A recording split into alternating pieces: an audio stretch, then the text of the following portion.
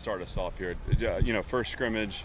To be honest with you, we're a little banged up. Some of it is just out of our control. I think we have a few soft tissue issues we're working through, and we've just had some shoulders and some other things that have come up that are part of playing a physical game. My challenge is how to continue to push this team. I think we need to get into better playing shape. But on the whole, I thought the work on the field was good today. There was good back and forth. We got some good situational stuff done. So, hey, we are where we are. I need us to be healthy and use the next couple of days to recover so we can push next week, because we do need to advance here. So, with that, I'm happy to answer any questions. When you say injuries, do you mean guys that are actually hurt and might miss some time if the season were here, or is this more you've got the analytics and things and know when to give a guy a rest? I wish it was the second. There's an in-between there. There are guys that are going to miss some camp time that'll be available for the first game. It's the balance between, and this is more than y'all want to know probably, but when you're looking at soft tissue stuff, it's guys that are pushing through practice right now, but they're not able to build volume because they're just not physically there yet. And so we're kind of pulling back on them right now to get them back feeling 100% so that we can then build some volume into their rep count in practice so that they're able to play a 4-quarter game. So that's part of it. Again, some of it's like subluxed shoulders, things that are bumps and bruises that will recover probably in the next week. So these guys will get back. I'm thinking Miles Capers, Manny's in that boat. That just takes a little bit of time. So we'll get there. I mean, I love our depth when we're there, and obviously we got really good work done today. It just would have liked to maybe built a little more volume into it, and we wanted to be smart because this has got to be about the marathon. So that's that. Specifically, the offense, if Diego ever had to miss a game. Well, I mean, I don't know that we've settled yet there. I mean, I felt like, you had flashes of plays from Drew, flashes of plays from Blaze, and the name of the game right now is how do we build that second spot so that we do have that confidence. And fortunately, we're not playing tomorrow, and those guys will get there. They're prideful. I don't think we're obviously where we want to be right now, and so we got to keep Diego healthy, but more importantly, we got to keep developing those guys so that we do feel really good about that by the time we're playing. It's a good question. Yeah. Specifically with Eli Sowers, AJ Newberry, Brandon Fontenette, anything, what's their status? So Eli, I would say, is kind of in the next week or so. I would imagine he'll be back out in activity. Randon's an example of a guy that's able to practice right now, but we have pulled back on him to try to build some volume. Who was the other person you asked about? Sorry. AJ Newberry. AJ is more of a this would be like a load management. And AJ coming off his knee surgery has had some really good days, but just like anything, I mean, he's got days where it's sore and swollen, and so we're just trying to give that enough time to recover. He's obviously an important part of our offense, but that's more of our doing than his.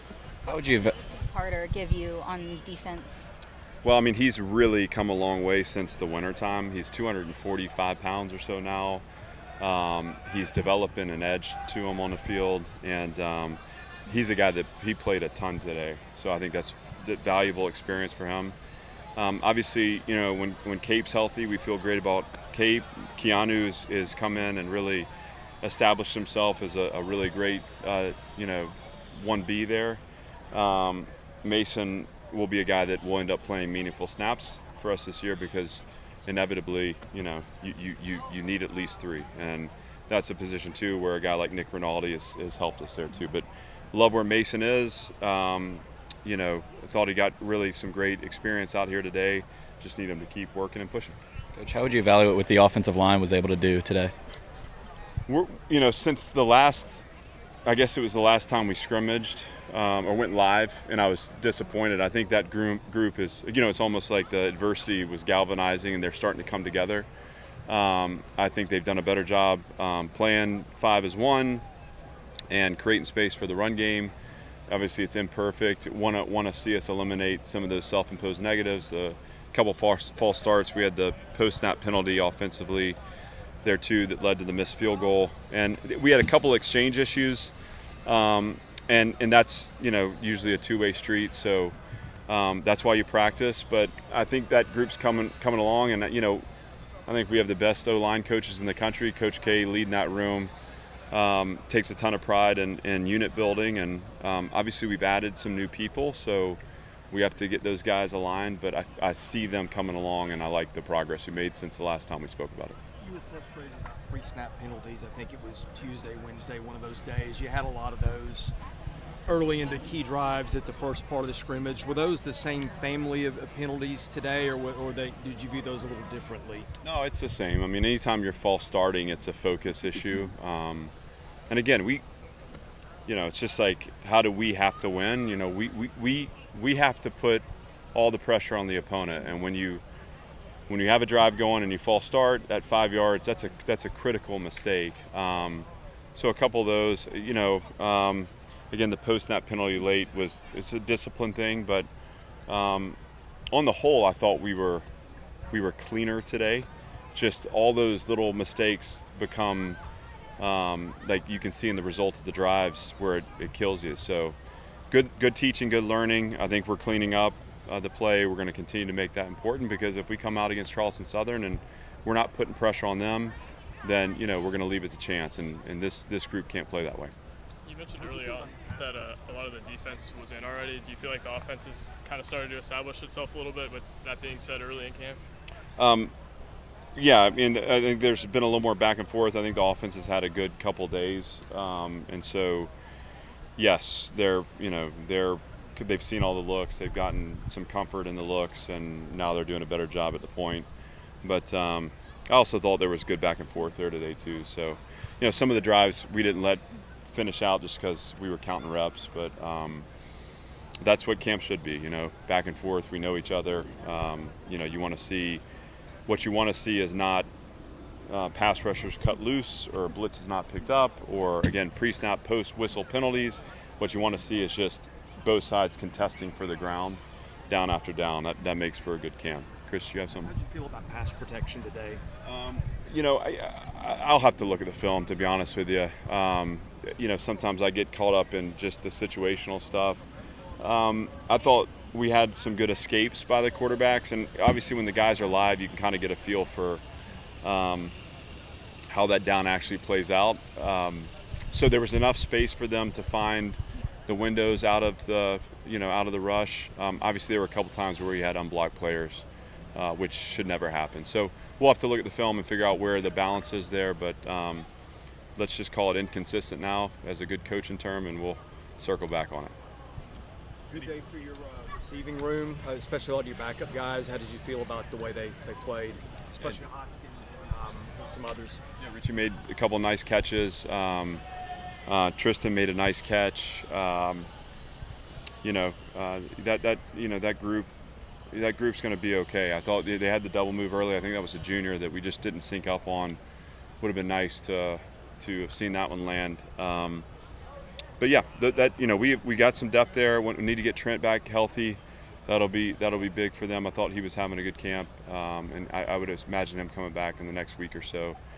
But I'm excited about that room, and between Junior, getting Martell back healthy too will be big. Trey's had a good camp, but you see guys like Tristan showing up and making plays and being consistent. It'll take them all. How close are you to figuring out your 5 on the offensive line? How much longer are you going to kind of mix and match there?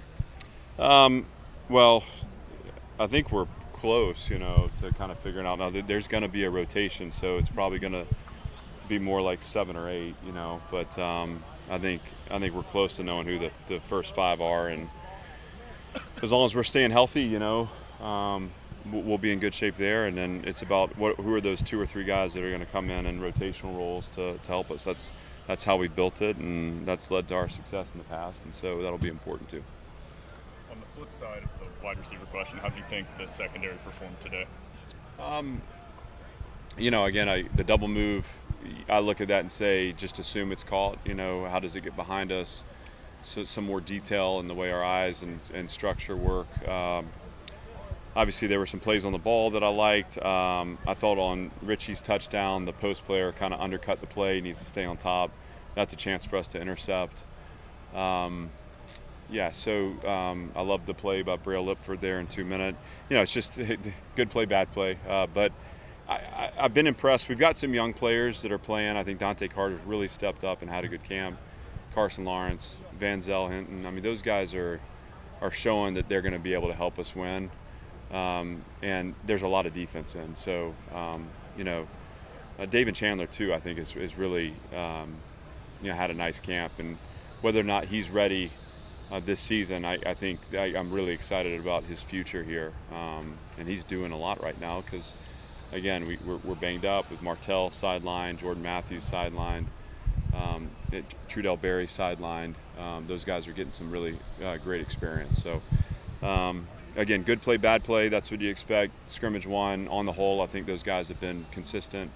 I haven't seen a lot of busts. One of the critical plays in the Virginia Tech game a year ago was a cover two where we didn't have a half field player and they threw a bubble and go for a touchdown. If you can play a way that eliminates those mistakes, play within structure, keep the ball inside and front, you can have success no matter who you play against. Anything else? All right, thanks. Thanks, guys. Appreciate y'all being here. Get the mic. Where do you feel like you're at with kind of figuring out who your guys are on the offensive line? I think in the offensive line we're pretty close. We feel like we've got 7 or 8 that are ready to play right now. We're still moving a few people around a little bit.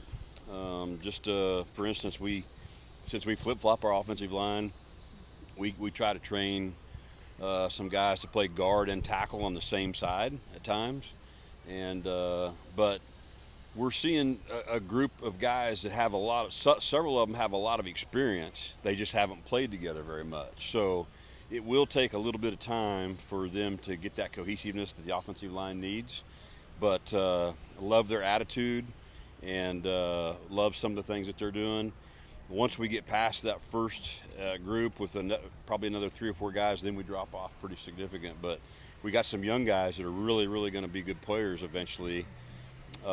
Clinton being one of them, but he just got to learn how to play the game and learn how to continue to get better as a player.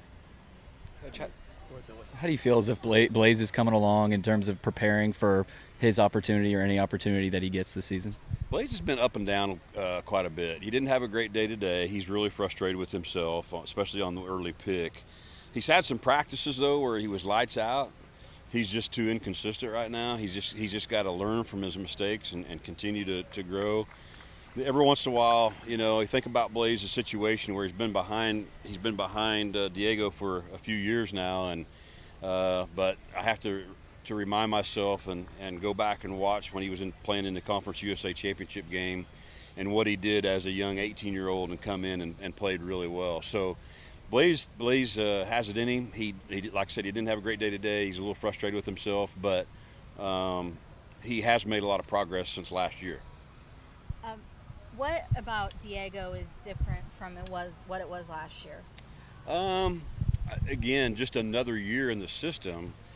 He's phenomenal at being able to check stuff at the line of scrimmage.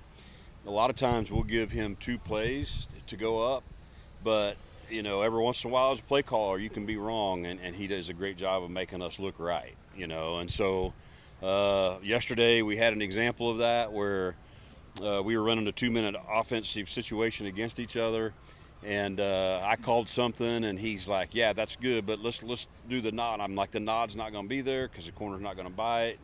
And we end up throwing the nod for a touchdown. So he knew it better than I did, I guess. So he just understands and has a great idea, especially on protections and stuff, where to put our offensive line in the best situation. And what's the next step that you think he can take as a player?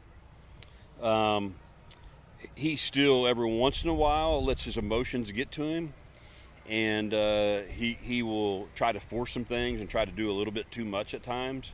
When he's playing within himself and playing kind of within what we allow him to do and what he knows he can do, he's fantastic. When he starts to press a little bit or gets a little bit of frustrated at times, then he can try to do too much, and that can cause you problems.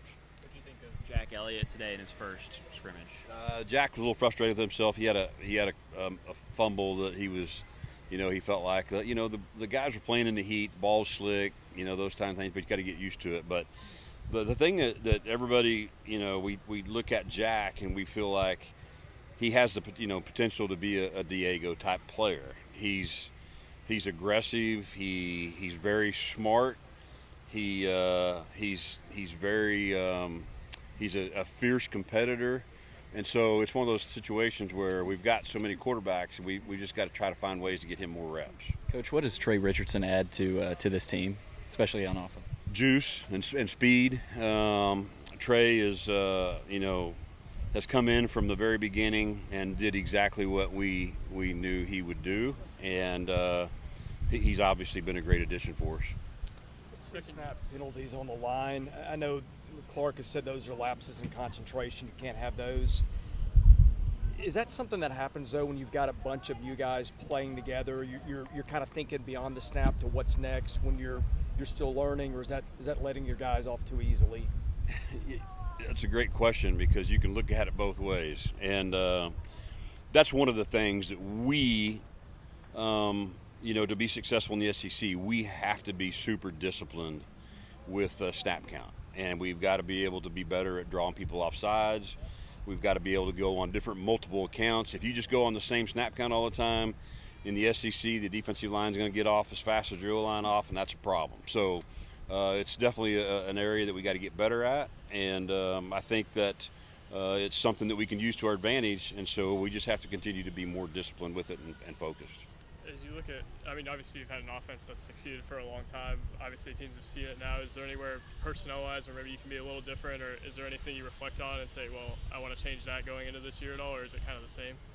I think the big thing is we're still early enough in camp where we're trying to determine who all those playmakers are. And we've had a few guys banged up that we haven't been able to see enough reps on to really determine all that.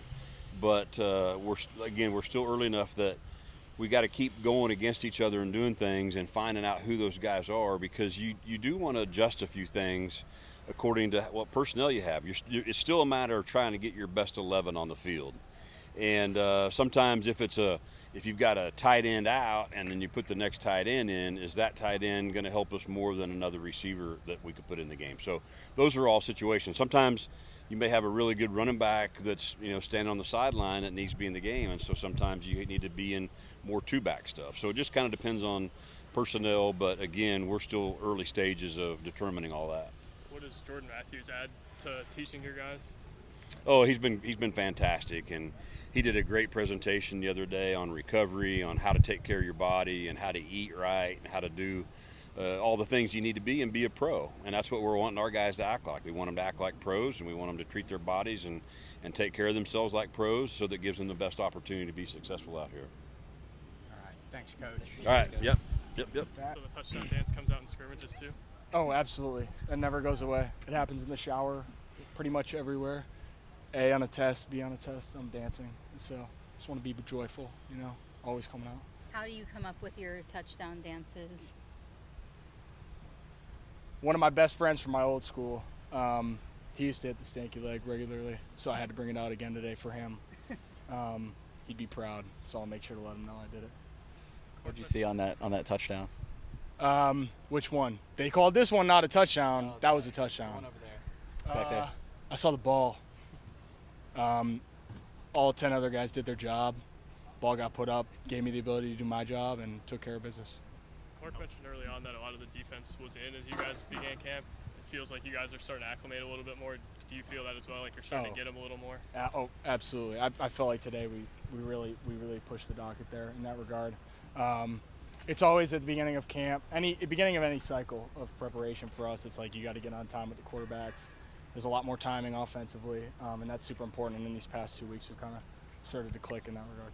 How have you seen the younger receivers come on? It's been so fun to watch, honestly. There are so many good young guys. There's the future of this program, including this year. There's going to be some young guys playing, and we're in good hands in that regard.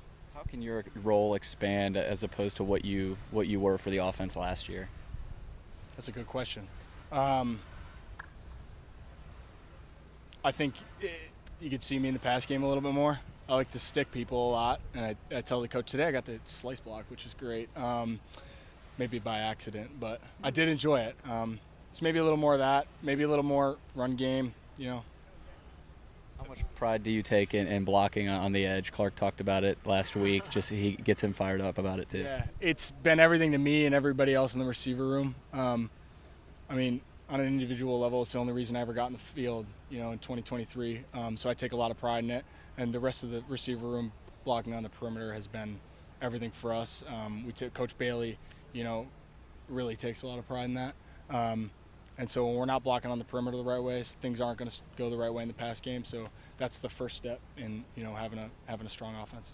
How much of a difference has it been being in year 2 with the same quarterback now, chemistry-wise? It's fantastic. I've got to spend a lot more time with Diego outside of the game, which has been good.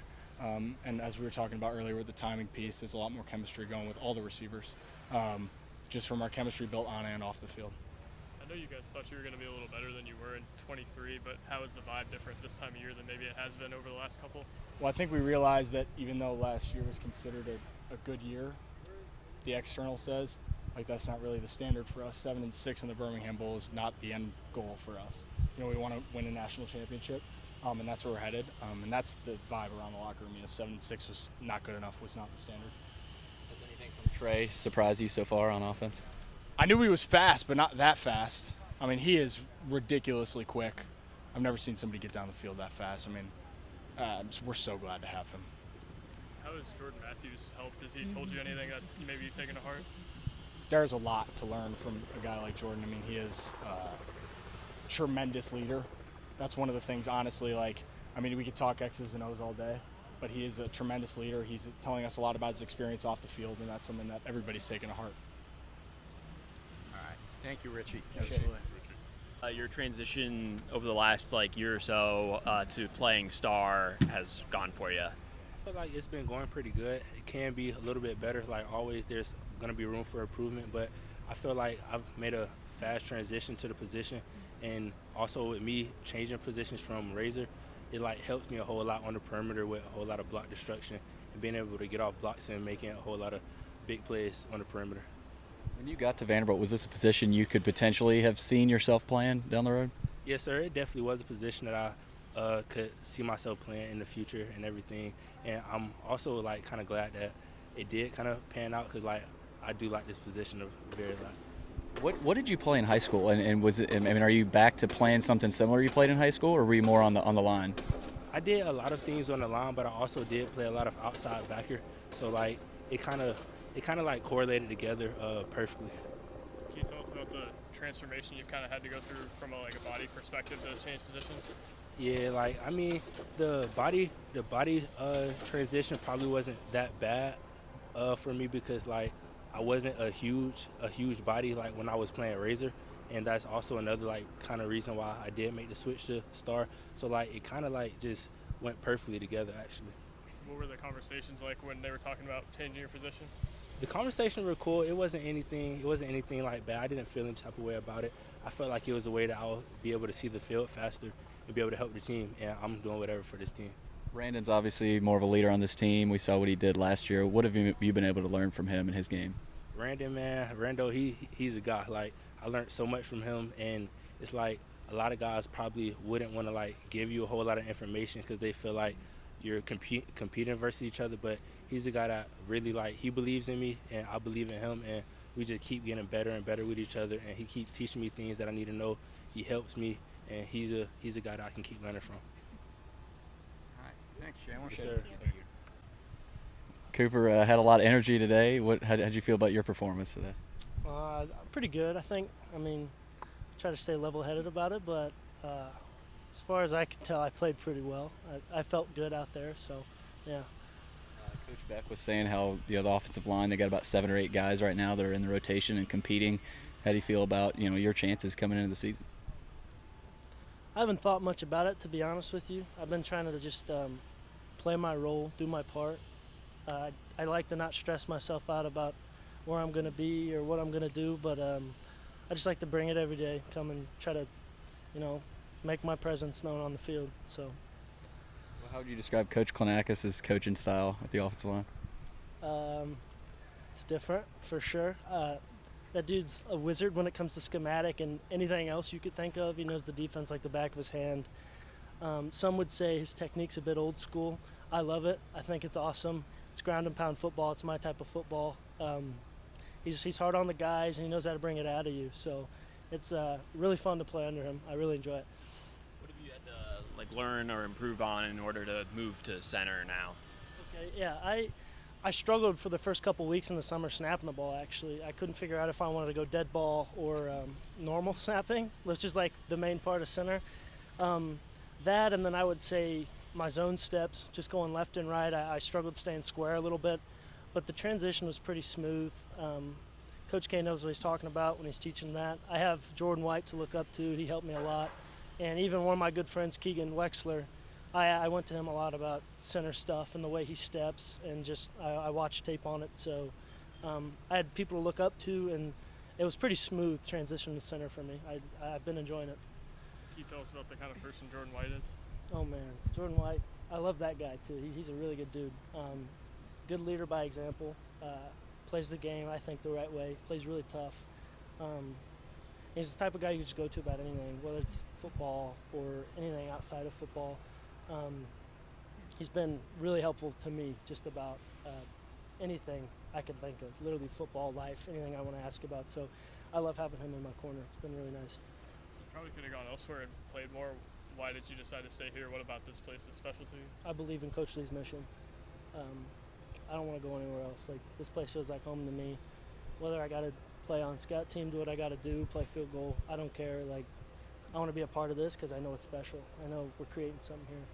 Feels like Coach Kill is really involved with the offensive line as well. What's it like having him in that room with all of his experience? He's really like a second Coach K. Like, he brings a different point of view, and it's really nice. He same thing, knows how to get the most out of the guy, or most out of the guys. He knows how to win. Both of them know how to win. They did it. Their track records prove it.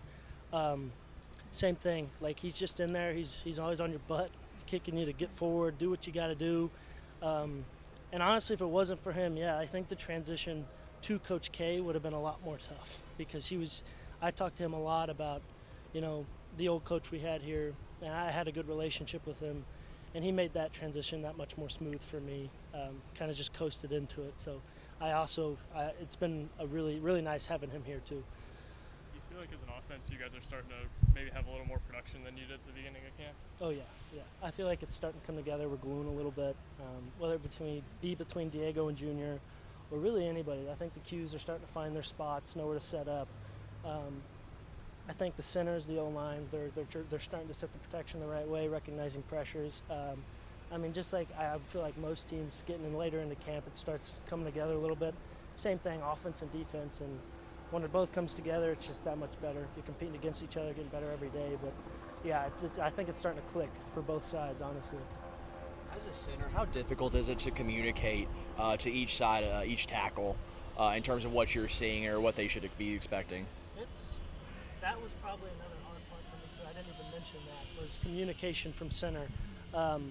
Especially when we flip both ways with the strength of the formation. I got to hear what they're saying. I got to know where the tight end is. But we do a pretty good job on that. Coach K drives that part home. You're all right if you're all wrong. So it starts from the inside out. Whatever I say goes. So at the very least, if I'm wrong, we're all wrong, which sort of makes it right. So that's been a big learning curve for me too, is just really learning the ins and outs of the playbook and learning on communicating and what I got to say, what I got to do. So. All right. Thanks, Cooper.